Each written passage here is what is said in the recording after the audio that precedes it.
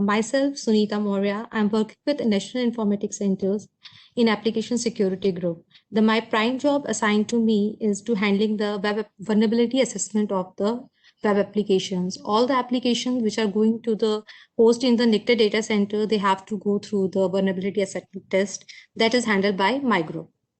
So that's all about myself. Today I'm going to talk about the information security. Introduction to application security, basically. So I'm going to start my presentation. First of all, I would like to discuss about what is the web application is. I know everybody is using web applications in our day-to-day life. Even though I want to introduce what is the web application is basically. A web application is a application software that runs on the web server, unlike computer-based software program that are run locally on the operating system of the device. The web applications are accessed by the user through web browser with an active internet connection. Now, how a web application works. Our web applications are usually coded in the browser-supported languages such as JavaScript, HTML, as these languages rely on the browser to render the program executable. Some of these applications are dynamic in nature and some are completely static in nature. By dynamic, I simply means in the web application, suppose we have to provide the feedback, they're asking for some input parameters in the feedback forms, we are entering the feedbacks, or the applications are asking for the registration where we are providing our details. These applications are sending data to the server and the server is processing and revert back to the browser. These applications fall under the category of the dynamic applications, and the applications which are static in nature, on those applications, there's only the images and no processing is required at the server end. How the web application works, we simply have to enter the URL in our web browser and press enter over the internet. This web server forward the request to the appropriate web applications, and then web application serves to the server and perform the requested task such as querying to the database and processing the data. It then generates a result and send back to the browser or the user. What are the examples of the web applications? All the application, online forms, shopping carts, Google Doc, Gmail, even this WebEx link where I'm giving talk to you. This is also an example of the web applications. We all aware about the benefits of the web application because it makes our life very much easy. In this lockdown COVID time, because of this web applications and internet, we can able to do daily tasks from work from home and other activities just because of these applications and because of this internet. What are the technical benefits of the web applications are? These web applications run on multiple platforms regardless of which operating system or device I am using. Unless my browser is compatible with that application, I am able to access that web application. All users access the same version of the application at the same time. They don't need to install any special program to access that particular application. This reduces the cost for both the business and the end user as well. So you all are aware about the benefits of the web application. Now, why the web application security matters a lot. With the development of the computers and the communication technology, the question of security is becoming more and more pressing. Nowadays, every individual has some kind of presence on the internet. This is true to much greater extent for the companies. You simply cannot do business if you don't have any web-based solutions for your organization. This raising the various questions like how secure is my information on internet of my organization? How secure the information of my customers and clients? Can someone access the information without authorization? What do I need to do to protect myself from getting hacked? Why they are so vulnerable? Web applications are very vulnerable to attack. What does it mean? By design, you cannot protect them by network perimeter devices. Suppose for in your organization or network perimeter devices like network firewall, IPS, and antivirus are in place. But even though these devices cannot protect your application, why? Why they cannot able to protect them? Because your web applications are lying on the application layer. This layer is the hardest to defend. The vulnerabilities encountered here often rely on complex user input scenarios that are hard to define by the IPS, your intrusion detection and IP prevention systems. This layer is also most accessible and the most exposed to the outside world. For an application to do functioning, the your application to do functioning make point to this, you have to get the port 80 and 443 open at network layer. That's why your application has to be have available over the internet all the time. So it is available for the malicious user or hacker to get access of it. You cannot stop it by choice. Added to this, there are so many hacking tools or hacking resources are available on the internet. And side by side, how to use these tools, one can easily get to know by simply watching the YouTube videos. Now, as a practice, now small children's are using these tools and trying to do some notorious activities on the web browsers. They do small kind of hackings. So you can think how much prone to attack these web applications nowadays. Here I'm trying to show these are the network parameter devices, the network firewall, IPS, and antiviruses. They cannot defend my web application because for getting available my web application to internet, I have to keep open on the port 80 and 443. So all the traffic has to pass through these devices, and my application is available for the hackers or malicious users to get compromised.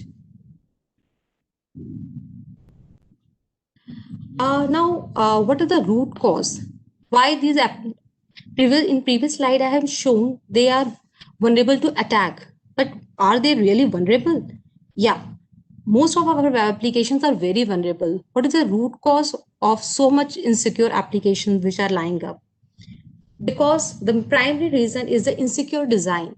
While designing our web application or any application, as a human nature, we simply focus about the functional aspects of the application. We simply bothered about what inputs we need to provide in the application and what our aim is, how to get the output what we are expecting from our application.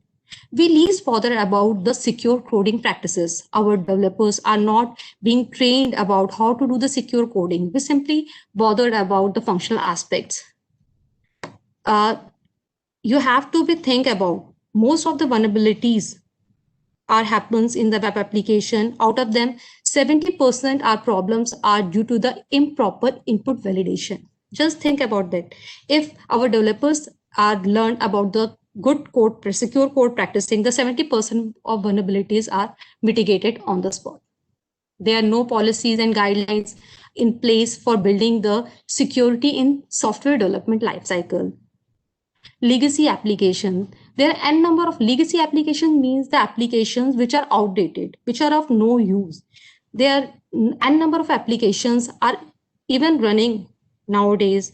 For legacy applications, the maintenance is less and monitoring is also almost no. These applications can leverage the hackers very much.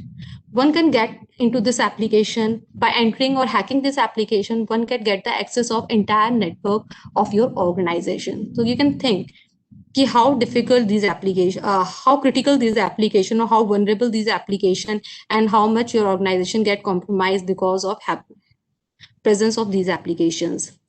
Insecure infrastructures. We are running our applications in unpatched OS and unpatched web servers. Lack of hardenings are done for the frameworks and the application versions which we are using. The another challenge for the developer community basically is the changing technology. Our technology are the IT technologies are keep on changing so much. So our developer has to tune up every time to them. It's very challenging for that. there are so many cases which we are facing in our organization. There are so many applications which are getting developed in the open source. Suppose one application is developed on the PHP version 4.5. By the time the application is getting published, after a year or half a month, some vulnerability get arises and new version of the PHP is come into the market. So developer has to change their applications because the open source in the open source forum, the new version of the application cannot be supported by the older version. I mean to say the older version is not supported by the newer version. So many changes has to be taken place in the by the developer to come up with the new technology. So these are the basically the root cause why our applications are so much insecure. Here I'm enlisting the common web application problems risks. Basically, these are the cross-site scripting and the SQL injection flaw. These two vulnerabilities are very much critical, and these two vulnerabilities are directly related to the, which I have mentioned here, the improper input validation. These two vulnerabilities are directly related to the input validations. In improper input validation, I means the input parameter which we are expecting from the user to enter in our applications. These parameters are not properly validated. Just because of this improper validation, these two vulnerabilities are happened, and they are very critical vulnerabilities. Because of these vulnerabilities, hackings are still happening in nowadays also. Malicious file execution, insecure direct object reference. What is the meaning of insecure direct object reference? It means any parameter which is directly related, it's a part of object. For an example, consider I'm working in an organization and I have been assigned an employee ID. Suppose in my internet portal, the details of my internal details like my pay slips, my travel details and other details are linked with my employee ID.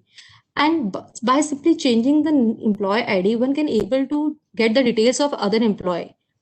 This is directly related with the insecure direct object reference. The another vulnerability is a cross-site request forgery.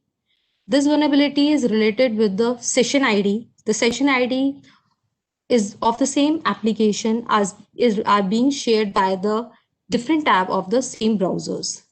Information leakage, improper error handling, broken authentication and session management, insecure cryptographic storage, insecure communication, failure to restrict URL access, etc. There are many more. Today I'm going to illustrate few vulnerabilities in front of you. It's a SQL injection. I love this vulnerability very much. This is very easy to understand, and in fact, it's very destroying vulnerability also. What is a SQL injection?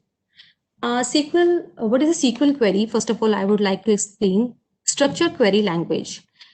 For accessing data from our database, we have to write the structured query language. Any application which is using the SQL queries are vulnerable to these attacks. SQL injection is a code injection technique that might destroy your database. SQL injection is one of the most common web hacking techniques. SQL injection is the placement of malicious code in the SQL statement via web page input. This is a very serious security threat to the organization. A SQL injection attack can result in the confidentiality data to be deleted, stolen, or lost. The website being defaced, unauthorized access to the system or the account, and ultimately compromise of the individual machine or the entire network can take place because of this vulnerability. Here I am illustrating you the SQL injection. Here at the right side, you can see one form is there. In this form, there's two parameters being asked by the user. One is the account number, another is the SKU code. Now, here you see the attacker is entering a SQL injection in the form. You can see, is it visible to everybody? Because I'm not able to see. Yes, madam, it is visible. Yeah, it's visible, right? Here you can see the attacker sent a attack data in the account number. It's a single quote or 1 equals to 1 and commenting the line. Here you see the data is directly processed from the application layer to the network layer. And from network layer, it's again passes to the application server. This attack vector is not stopped by the network firewall, as I told in my previous slide. Now the application server is appending this data attack signature with the SQL injection with the SQL query and pass this inline query to the database server. Now the queries become like select star from account where account number is equal to double in the quotes or 1 equals to 1. And this SQL query is forwarding to the database. Here, the query get executed. The database run the query containing the attack and sends the encrypted result back to the application. And then application decrypts the data normally and sends the result back to the user. I would like to elaborate this vulnerability with one more example. Here it is.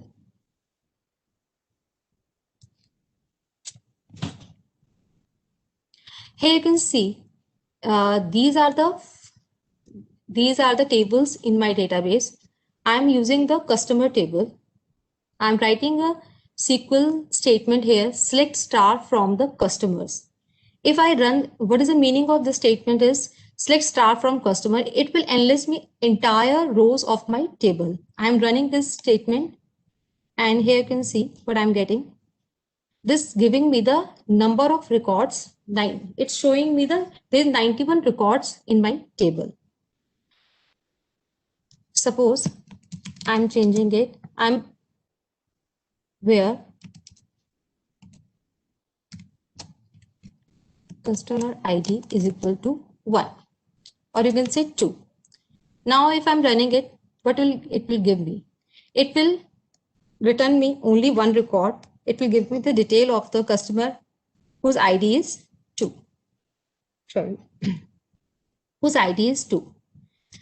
Now, this is what I'm expecting from my user to provide the ID whose detail he wants to see. Now, as a malicious user, what I'm doing? As a parameter, I am passing with the value of the desired row, I am adding my signature 1 equals to 1. Now, what will happen? This is or 1 equals to 1.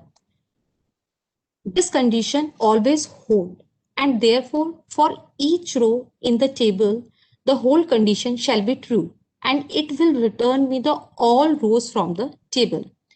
I'm running this query and you can see here, I'm getting entire rows of my table. This is how a malicious user trick the SQL server and play with the and pass its malicious queries to the database directly and get access of the unauthorized data. By exploiting this vulnerability, one can also do the authorization bypass. Let me show you.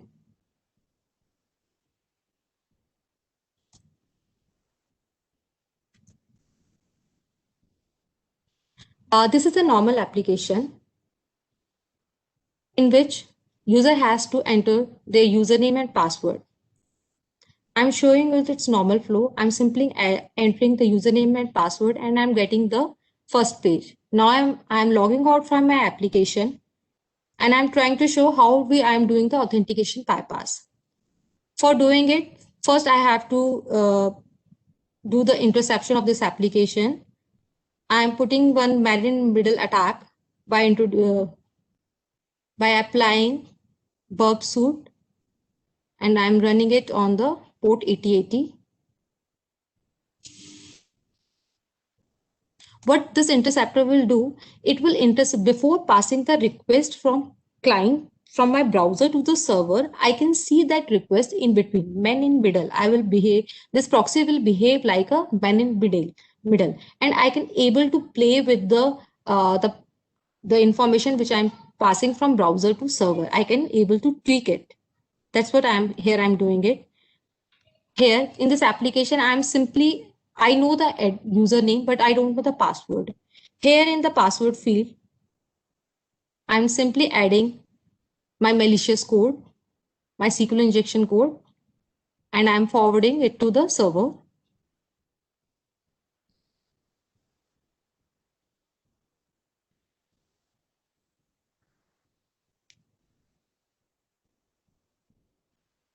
Here you can see, without knowing the actual password, I'm able to actually get into the application.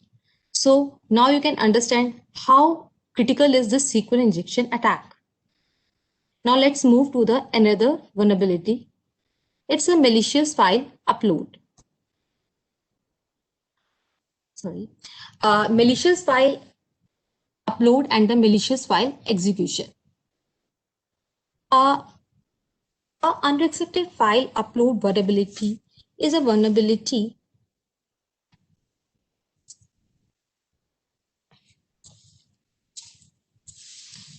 is a vulnerability where an application allow user to upload a malicious file directly, which is then executed. Uploaded file represents a significant risk to applications. The first step in many attacks is to get some code to the system to be attacked. Then the attack only needs to find the way how this code get executed. Using a file upload helps the attacker accomplish the first step. The consequences of unrestricted file upload can vary. I'm showing it by the demo.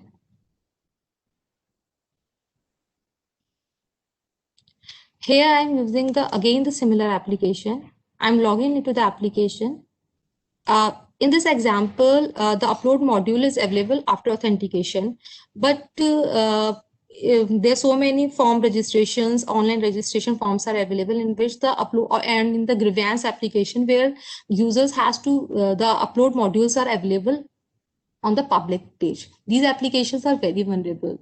And in NIC, we are trying to not to allow application with the any open upload. Now you see. I'm logging into the application. Once I am getting logged into the application, here the upload module is present. I'm simply browsing and trying to upload the .NET file. And you see my file is getting uploaded successfully. Now my next step is to execute that file. Here in the tutorial section, I'm getting unlisted the name of the file which I have uploaded. By simply clicking this file, I'm able, this is a shell file basically. What is a shell file? Shell file, it's give me the control of entire server. The web server is compromised. Now here, I can execute the web shell. I can run the command. I can see the browser system files. I can browse. I can exploit the application entire web server entirely. You can see here, I'm running the directory command. It's giving me the enlisted of the directory.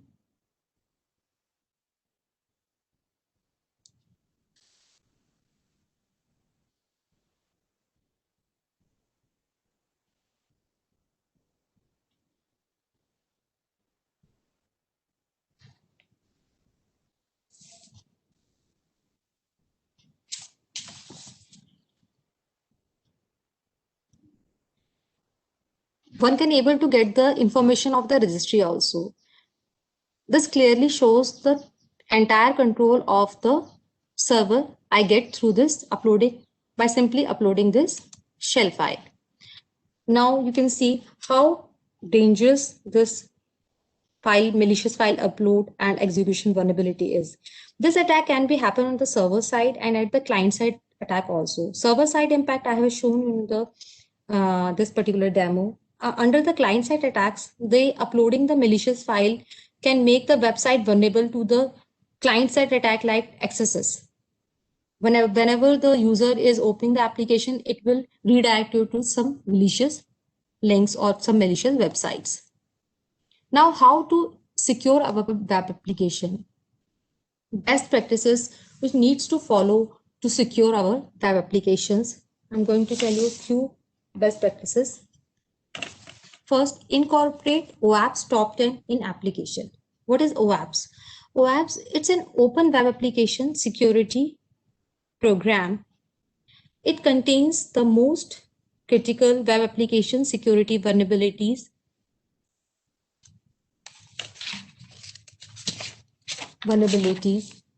These security vulnerabilities targets the confidentiality, integrity, and the availability of an application and its developer and its user. They cover the attacks like injections, authentication, session management, security misconfiguration, sensitive data exposure, etc.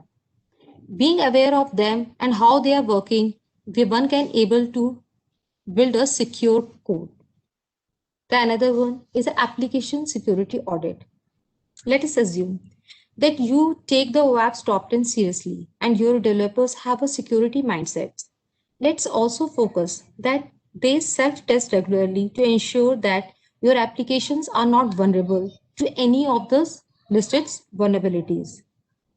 While these are all excellent and the foundational steps, often they are not enough because one cannot find their own bugs.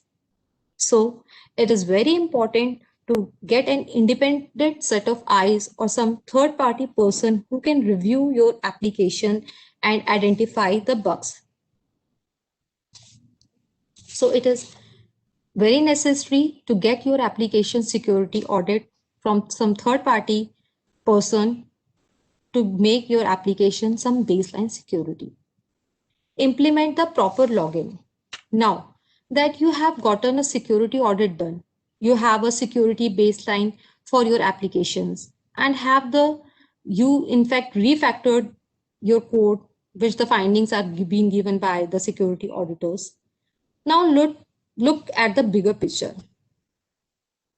If something will go wrong at some stage, let some bug is not being identified by the your security vendors, or some zero-day attack happen, or some zero-day bug will appear. What is a zero-day bug?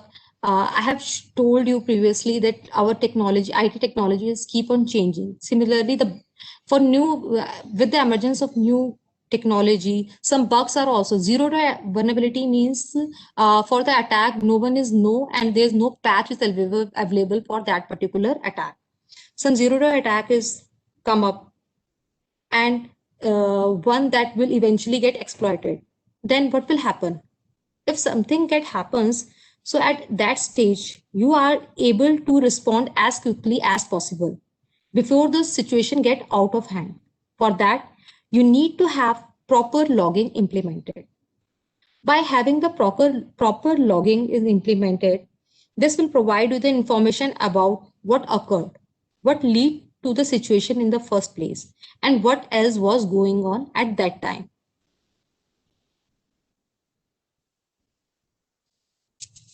The another best practices is use real-time security monitoring and protection. Use the solutions like network firewall or WAP, which having the facility of the monitoring of your application at real time. Encrypt everything. When I'm saying encryption, it doesn't mean you using HTTPS. You all know about the HTTPS. HTTPS means you're transferring your data from browser to client in an encrypted manner. It's not, I believe it's important to always use encryption holistically. Encrypt everything.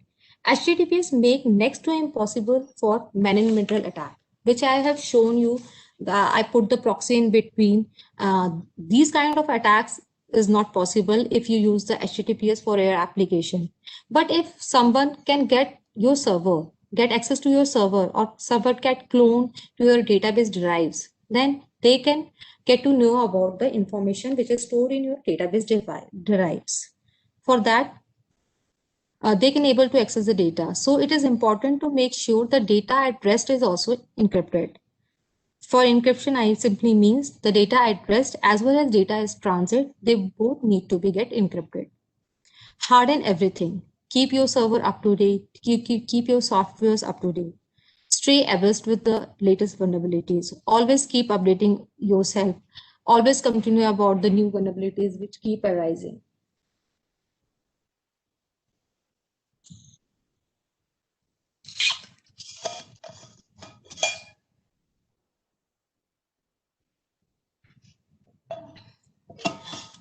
sorry.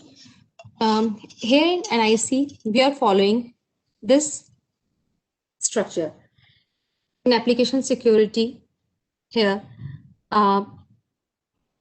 SAST, DST, then WAF, penetration testing. Under SAST, yeah, we are doing the white box testing basically.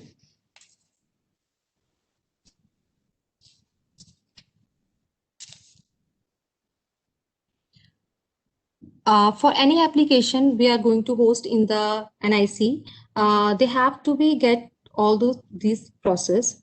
Under SAST, the static application security testing, and this process basically done at the level of the source code analysis. Under this, the source code analysis tools are used, and this particular testing is done in the early in the software development process to test the application from the inside out. They do not require the running the system to perform the evaluation. These testings are done by the tools. Here in NIC, we are using the AppScan and HP45 for performing the static code analysis. This required the source code, the bytecode, and the binaries in line by line to find out the weaknesses of the software before it get deployed. The next kind of the testing is a dynamic application security testing. Under dynamic application security testing, it done from the outside looking in. It means ki how a person looks the application while it's running, or from outside, how the application is look like. It is a process that take place while the application is running. Attempts are made to penetrate the application in a variety of ways to identify the potential vulnerabilities, that including those outside code or the third-party interfaces. Under DAST, dynamic application security testing, this application is gone through two phases. One is a black box testing. Under this testing, the automatic tools are getting used, and followed by these black box testing, the manual testing are being performed to identify the bugs which are not being tested by the automated tools. Once the applications are done by the testing, they are going to the production. In production, the critical application, we are putting those critical applications behind the web. It's a web application firewall. It's another layer of the security. For this, I'm going to talk about later in the slides. And once the applications are get hosted, they are gone through the penetration testing. Under penetration testing, the infrastructure level testings are taken in place. What is a static analysis? Analyzing the code without executing it.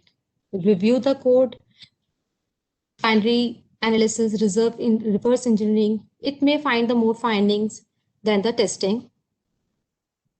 Advantages of the static analysis: they are fast as compared to the manual code. Bugs are found early in the software development lifecycle. They are fast compared to testing and bring the security knowledge in it. Now, the main question, when the static testing is being done, then why the dynamic application testing is necessary? Manual testing is definitely necessary because this application, this give you the picture of the application, how application will run. These kind of vulnerabilities are not being undertaken during the time of the source code review.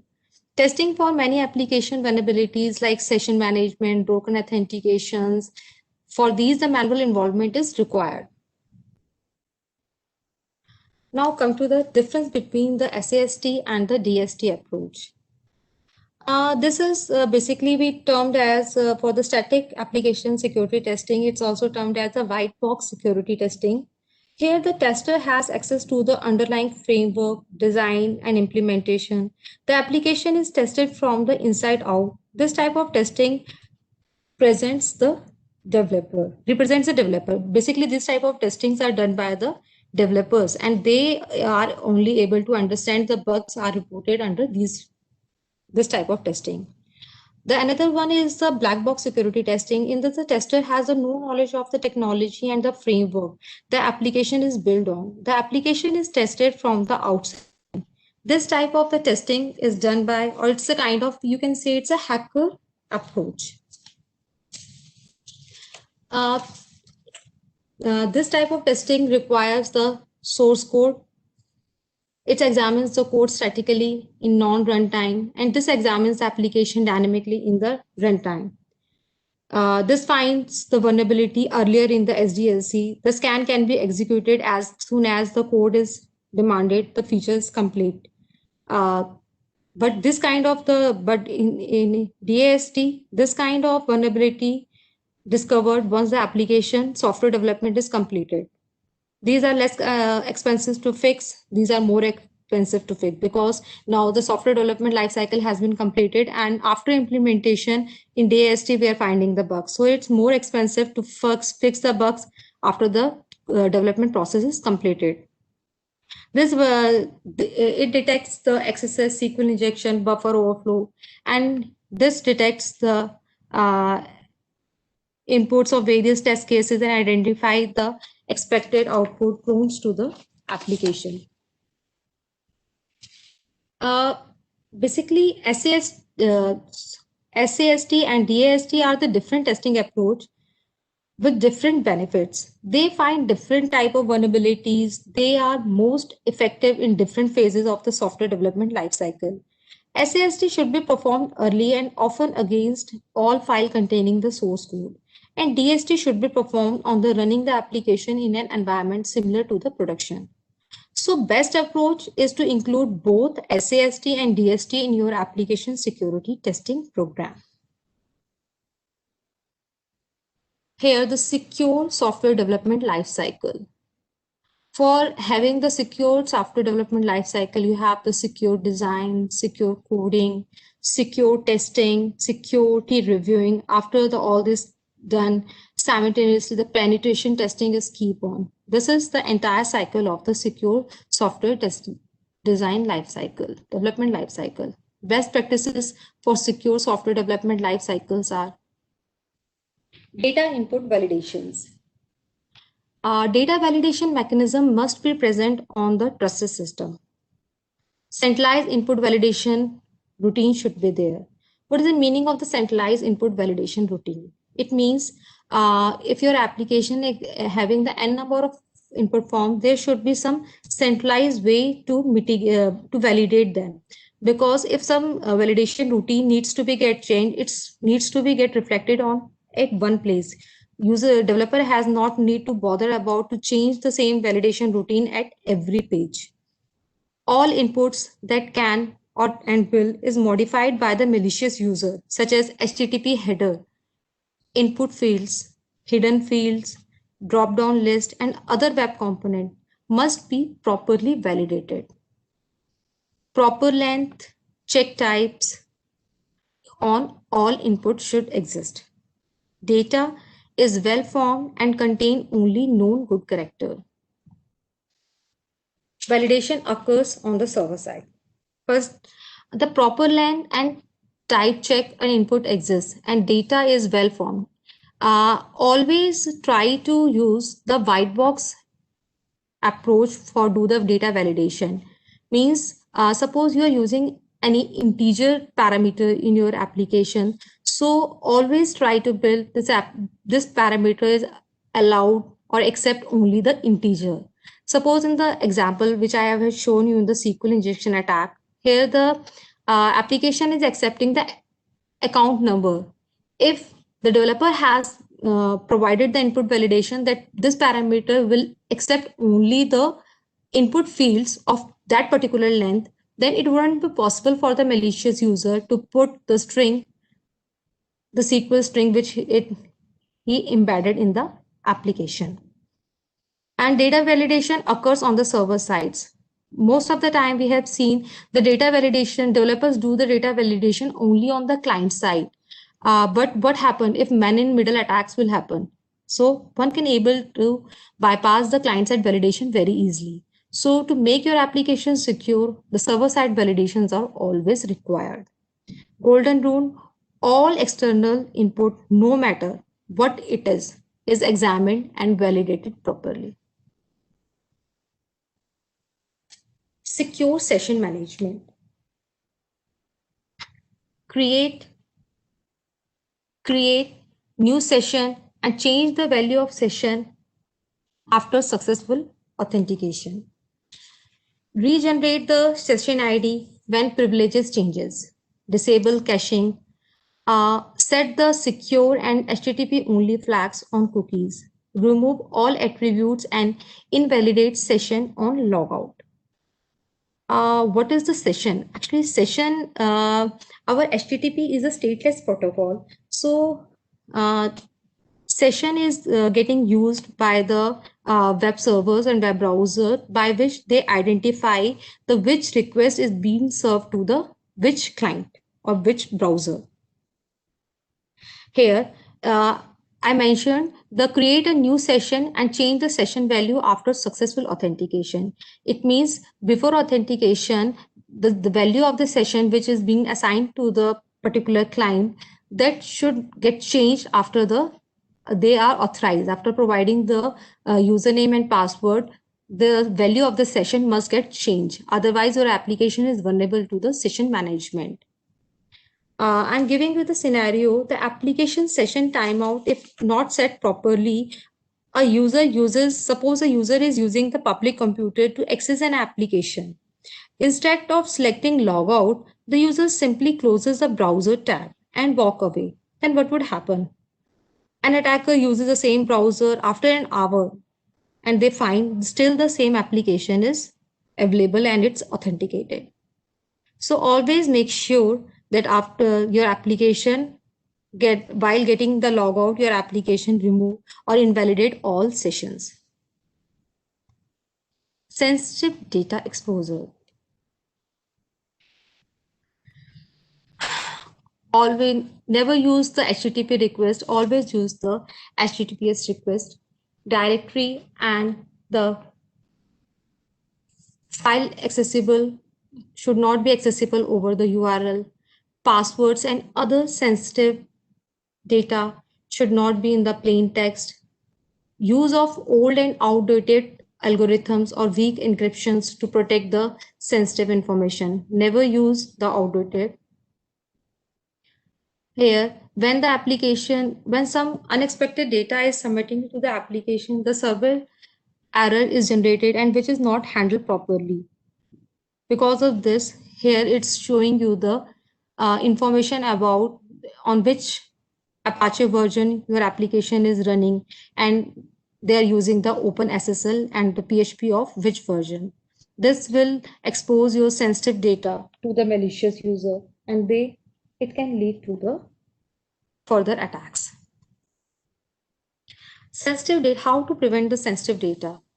Encrypt all the sensitive data, whether the data in rest or in transit. Don't ask for data that you do not need. Don't store data that you do not need. Discard data as soon as possible after no longer needed. Transmit sensitive information encrypted or hashed using the SHA-256 or SHA-512. Use strong password algorithm, disable autocomplete, disable auto caching.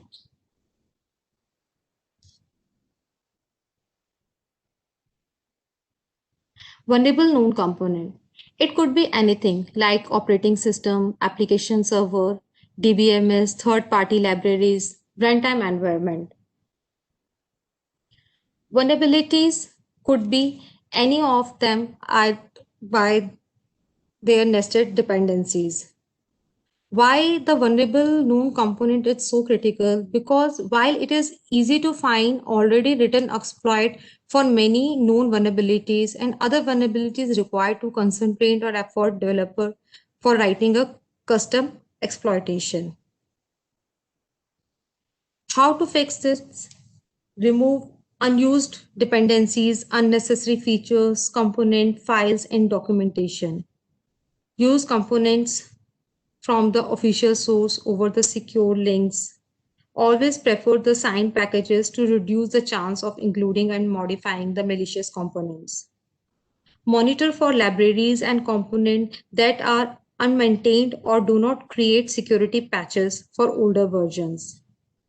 For every organization must ensure that there is an ongoing plan for monitoring and applying updates on the configuration changes for the lifetime of the applications.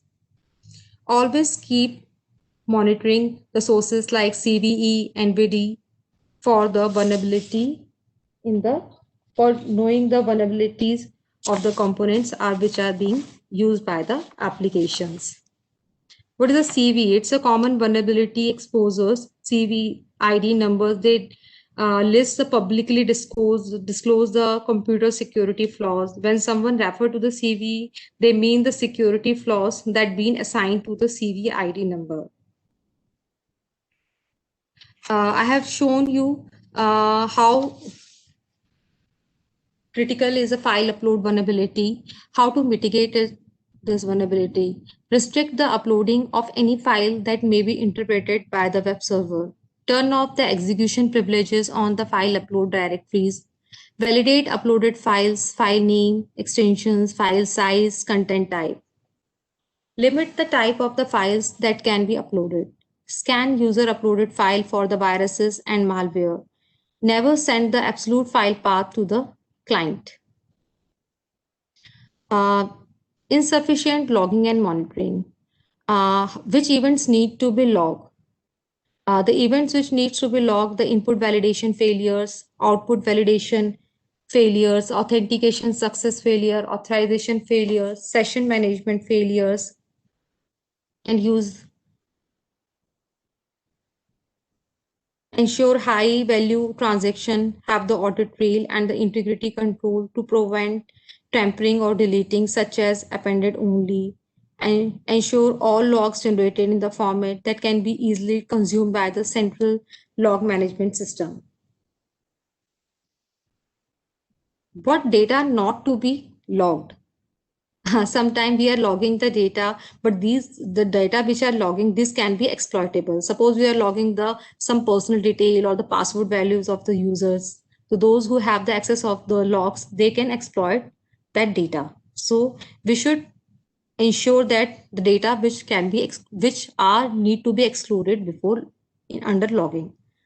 Application source code, session identifier, values, access token, sensitive personal data, and some form of personal identification information, health, government identifiers, vulnerable people, authentication password, database connection strings, encryption keys, and other master secrets, file paths. These should not be recorded under the logging. Error handling and information leakage. I have shown you that when some error is occurred in your application, sometime if these errors is not properly handled, they can give you the entire details of the system and the stack track of the system at the browsers. So they should be handled properly.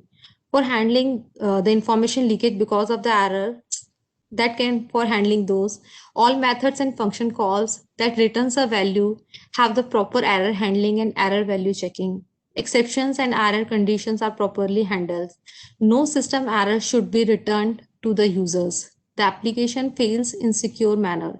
Ensure resources are released if an error occurs. Do not rely on the app server configuration. Application should handle itself. Adhere to the audit policy. In NIC, all the applications which are going to host that needs to be audited. The validity of the clearance notes which are issued, it's of 1 year, or any change is made in the website or module, whichever is earlier. Here is a provision of the third-party audit also.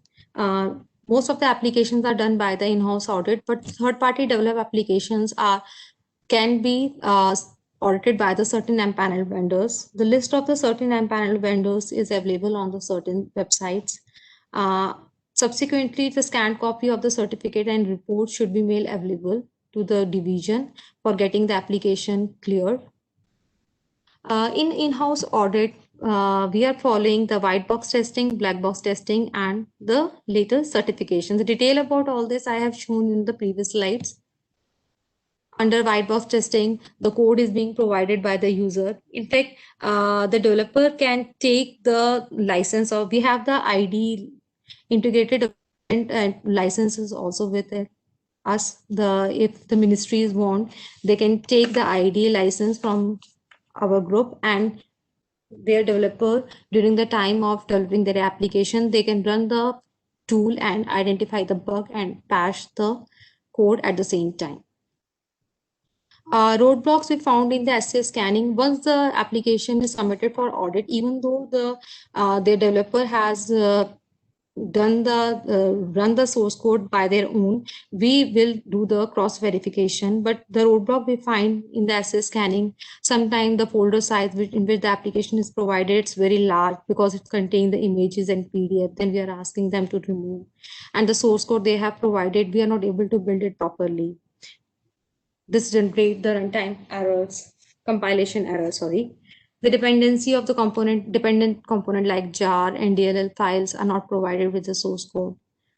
And some of the open source frameworks of the PHP like Drupal, Joomla, WordPress, these are not supported by the tools. Once the application is get cleared by the source code scanning, it is being submitted for the DAST, the dynamic application security testing. Under DAST, it's go through the, we also call it black box testing, a tool-based black box testing, in which the audit is carried out by the client server environment. The user has to provide the application on one testing area, which is also we termed as the staging URL. And here the tool will check for the available inputs and the various test cases and identify the expected outputs prone to the application vulnerability.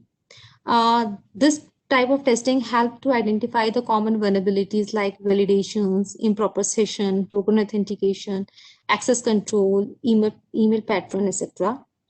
In NIC, we are using the tools for handling the black box testing is as AppScan, WebInspect, and the NetSparker.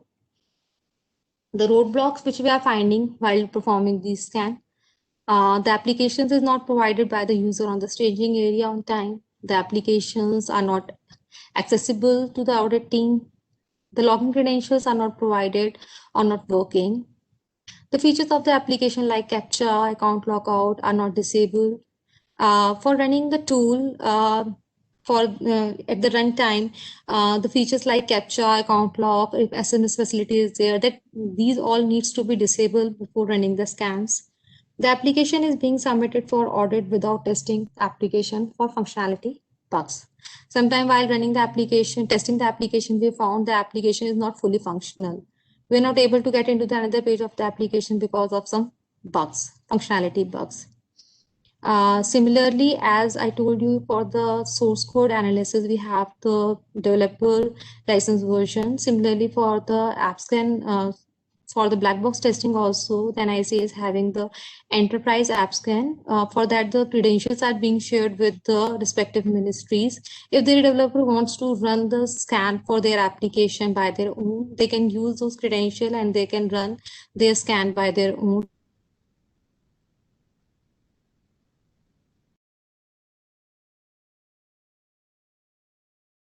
Is get cleared by the toolbox scan, it was submitted for the manual testing.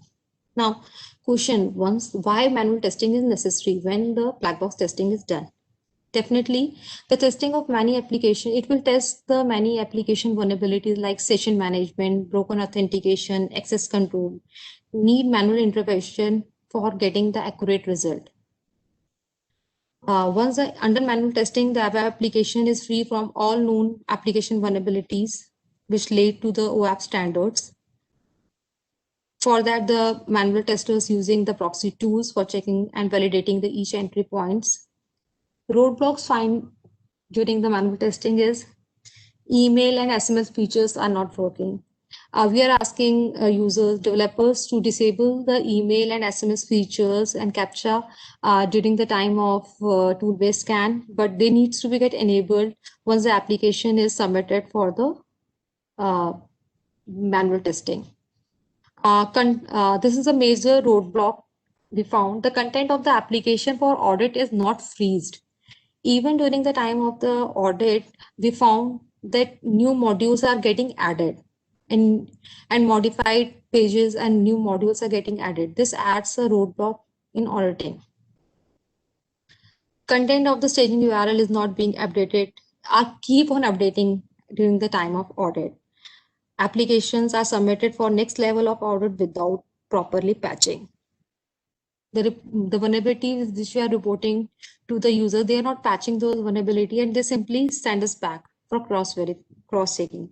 This take over so much of time because the auditors has to again cross verify all the application and they are identifying the same vulnerabilities is not patched during in the case of the manual testing. We usually giving the test cases. We are not giving the entire test cases. We are giving the instance of one or two test cases. Suppose we are finding SQL injection in one place, so we are not checking for the SQL injection and throughout the application. We are assuming that the developer is having the knowledge of the application and they know such kind of bug or such kind of uh, uh, such kind of bug is or such kind of thing is happening in other where in the other input parameters. That's why we are always telling that there should be a centralized input validation parameter should be there, is always be in place during the time of the development, so that whenever the validation issues are being reported, the developer has to patch it in one place. It's not like that they forget in one page and they have to patch in the another other page also. Uh, these are the some points which I would like to tell, and we because sometimes some hackings are happens because of these mistakes. Before hosting, once the application is audited, before hosting your application to the production area, make sure all the test data is removed, because while testing, sometime the auditors will enter the shell scripts or some test data in your application, and these shell script or test data may get used by the leveraged by to the hackers also. All the provided credentials should be changed. All the credentials, as in NIC, we are using the third-party vendors for auditing the application. So it means we are sharing the credentials, test credentials to them also. So make sure once the application are moving to the production, you change the once your application is moving to the potential, the test credential should be changed in the application. The new unaudited modules and dynamic pages should be avoided. No change on the hardened servers setting. If changes are required, then VA is mandatory, mainly in the third-party audits. As I told you earlier, once the applications are get hosted, they gone through the penetration testing. It's a routine thing for the critical applications. We are doing it more often, and for the rest of the application, we are doing the tool-based penetration testing also. The penetration testing of the web application generally undertake in the post-hosting environment. It detects the unresolved application vulnerabilities. It checks for the server compliance at OS, web server, application framework, and database level. It checks the vulnerability of the configuration and the architecture. It checks for the compatibility and the version control and issues. Here, I'm talking about the virtual patching. Virtual patching is basically we are achieving in the NIC with the help of the WAF. What is a WAF? Virtual patching is a quick development and the short-term implementation of the security policy meant to prevent and exploit from the occurring as a result of the newly discovered vulnerability. A virtual patch is sometimes called the web application firewall. A patch is quick repair job for the piece of the programming. Here I mentioned it prevent you the exploit from the occurring as a result of newly discovered vulnerability. Yes, WAF are sometimes able to help us or help our web application to get exploited by the zero-day vulnerabilities also. So it is always good to keep your application behind the WAF. WAF are designed to protect the web application server and the web-based attacks. Its ability to analyze the layer 7 web application logic. It protects against the web application threats like SQL injection, cross-site scripting, session hijacking, parameter or URL tampering, and buffer overflows. Improvement. It's all the gist about the application what I have discussed. I think you can go through it, or I read it. Naresh. Yes, yes, Hello. yes, ma'am. This is the gist of the what I have